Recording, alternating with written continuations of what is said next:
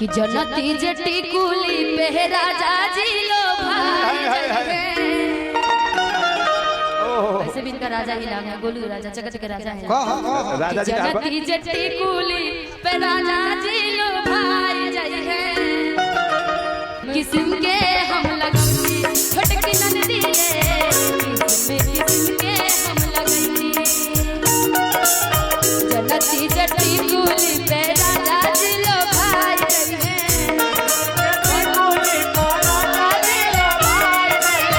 जनती जटी कुली पे राजा भाई जय है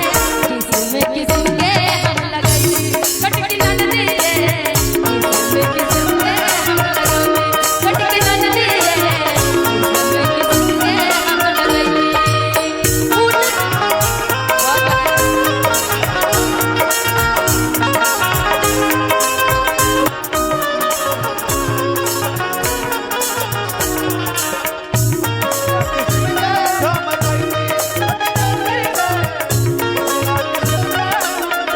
राजा जी लसुर हो सिंगार हम करती होने देते साउंड अलग है, थोड़ा सा देख लीजिए। राजा जी लसुर हो सिंगार हम करती दिन रात नहीं पे अपनाई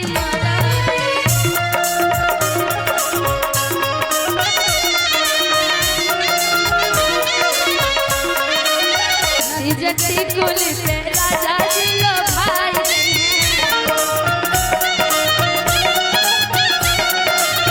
जनती जटी कुल ऐसा भी इसका टिकुली बहुत बड़ा है, टिकुला है, टिकुली नहीं भाई टिकुली नहीं टिकुला लगाती है तो अब स्कूल को फीस दे जमा कर दिएगा। जनती जटी कुल पे राजा जी लो भाई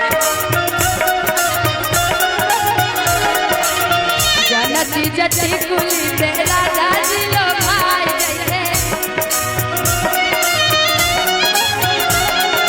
मैं किस्म के हम लगती छोटकी नंदी रे के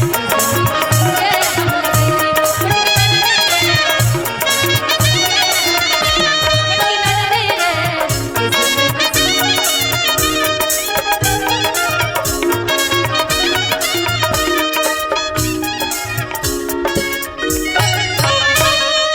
एनी साइको सोहर तनिका